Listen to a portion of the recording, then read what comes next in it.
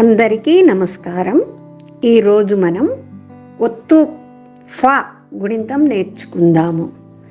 ఈ అక్షరం పలకడంలో కొంచెం తేడా ఉంటుంది, దానిని మీరు గమనించగలరు.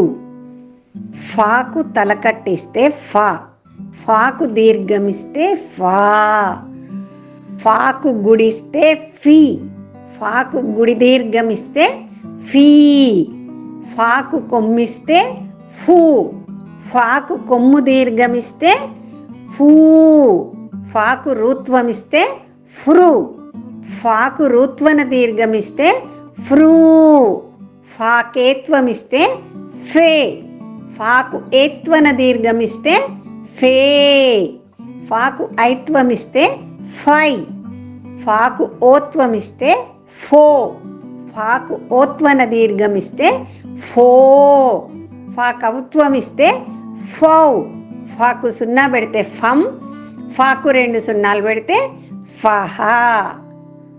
విన్నారు కదా, చూశారు కదా, చక్కగా నేర్చుకోండి, తేడాను గమనించగలరు. సరేనా?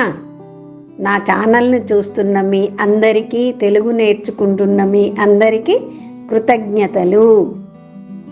ఇంకో విషయం ఏమిటంటే, ఎవరికైనా తెలుగు నేర్చుకోవాలి అనే ఆసక్తి ఉన్నవాళ్ళు స్క్రీన్ మీద కనిపిస్తున్న నెంబర్కు కాల్ చెయ్యగలరు.